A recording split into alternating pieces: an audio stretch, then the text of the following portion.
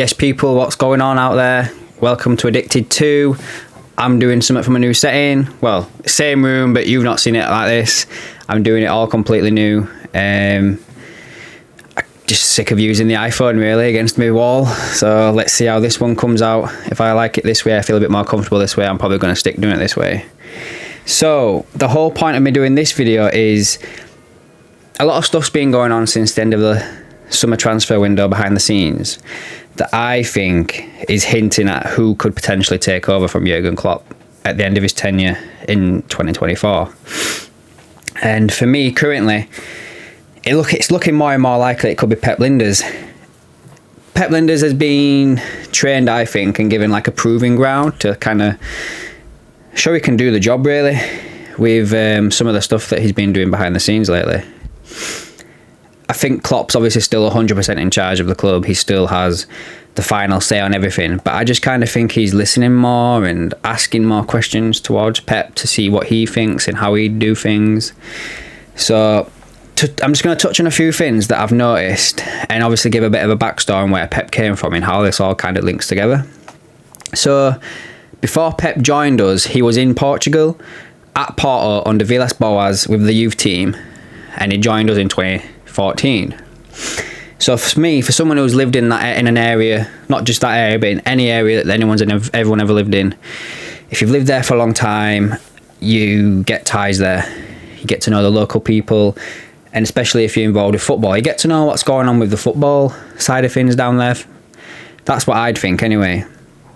So I think he's still got ties to that region, to the scouting networks over there, and as well to the agencies that are based over there in Portugal or have Portuguese-speaking players that are prominent, can't get that word out, that are the main focus of them agency groups. I'll change what I was going to say. So yeah, to start off with this, I'd say it's looking more likely that Pep was the one that recommended Luis Diaz. I think we can all see that Pep has potentially done a good choice here.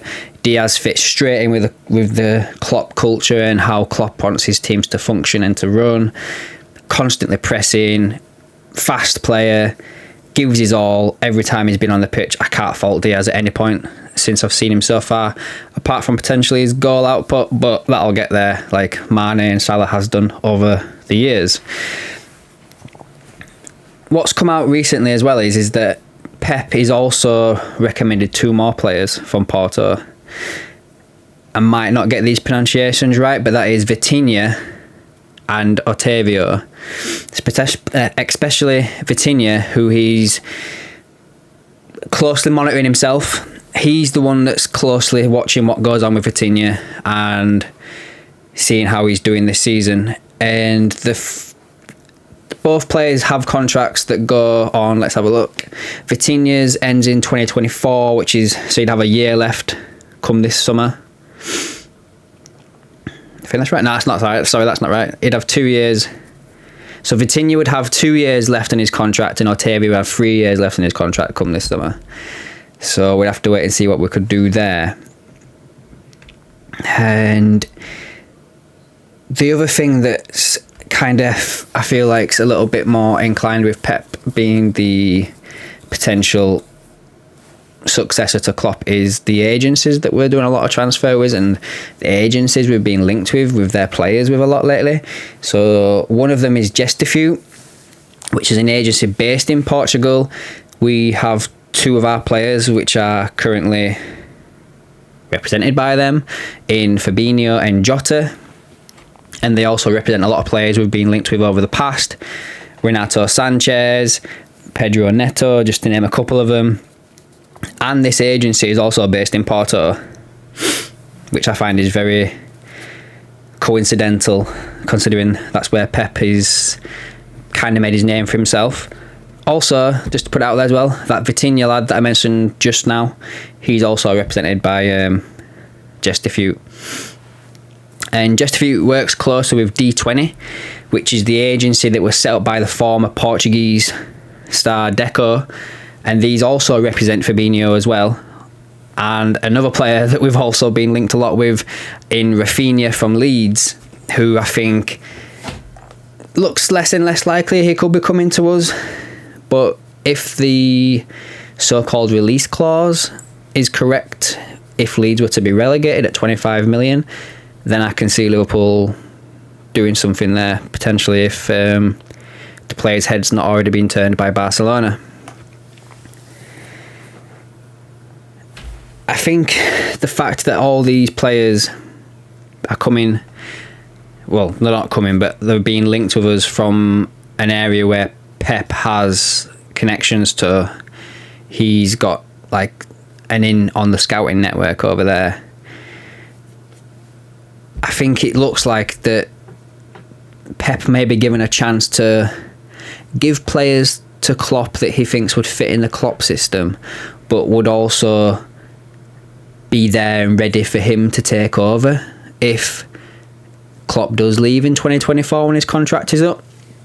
Like, for me, I would love Klopp to stay if he signed a contract that the so-called Twitter ITKs are saying that he's currently discussing, which I don't 100% believe, and if I'm going to be right there. I think Klopp could sign a new deal, but I think it would 100% be dependent on how Liverpool are doing at that moment in time. Are we successful? Is the club giving him the money he wants for the players that he wants? It's one of them. At the current time, I would certainly say that Klopp is leaving in 2024 at the current moment. But I think things can change. Things are fluid.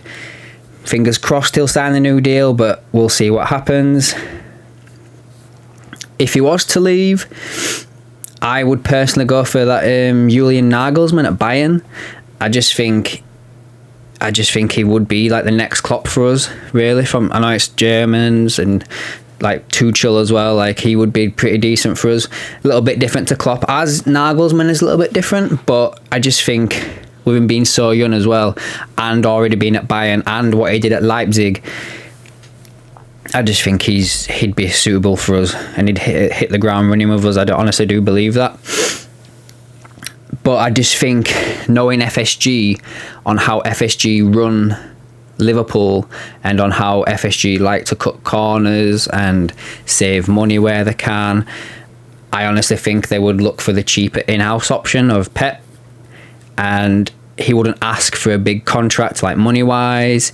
He wouldn't have the clout as if they were to go and get Nagelsmann or the club legend in Gerrard, who I think it could come a little bit early for him. Let's see how he does at Villa. See if he can get Villa into Europe. Like, let's just see what Gerrard does. Like, I don't want to give it to him too soon and he becomes our Frank Lampard. Like, I don't want that for Stevie G. Him and Lampard have had like that ongoing thing throughout their entire footballing career. I don't want him to have like a similar managing career. So let's let Gerrard learn before he comes to Liverpool, and when he comes to Liverpool, he's ready for it.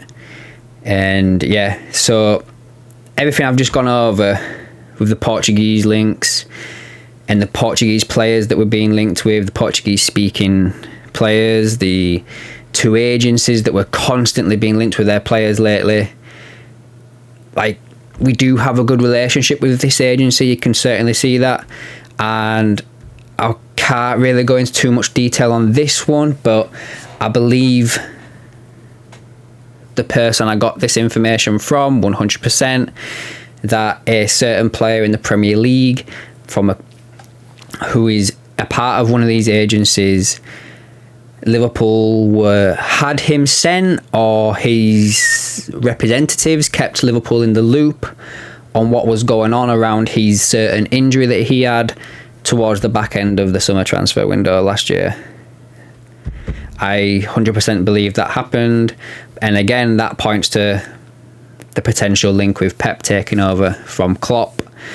And just the fact as well that, like, I don't know if you remember when we've had them times when Klopp was not doing the press conferences or running the games, it was Pep that stepped up. And Pep has already had like a managerial job. I know he didn't do well there, and I can't for the life of me remember the club. I'm thinking it's either a Danish or Swedish club that he went to and failed at. But I just feel like they're giving him a lot more trust, and Klopp is trusting him a lot more as well. So I do think there's something there. I honestly believe there's something there with the links to the Portuguese players and the Portuguese agencies and Pep taking over.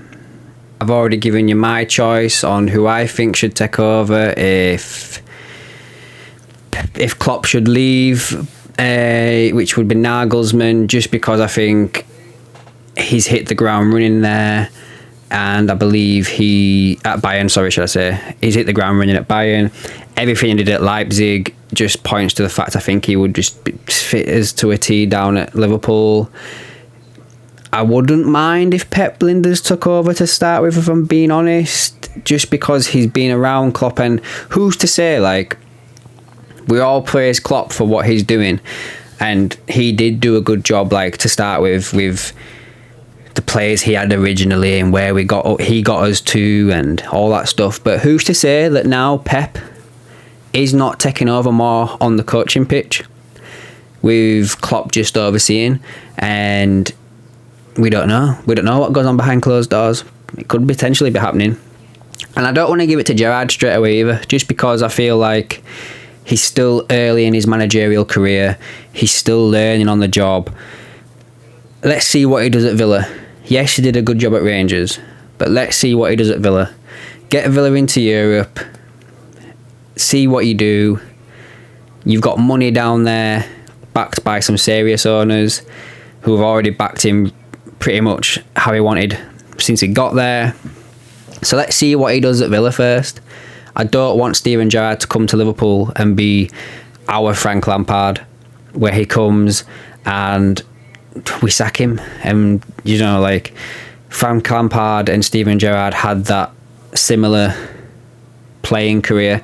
Yes, Lampard won more, but what I mean is, for England especially, like, they couldn't play together, and, you know, I'm not going into it, but you know what I'm trying to say, where they were kind of like shadowing each other the whole playing careers.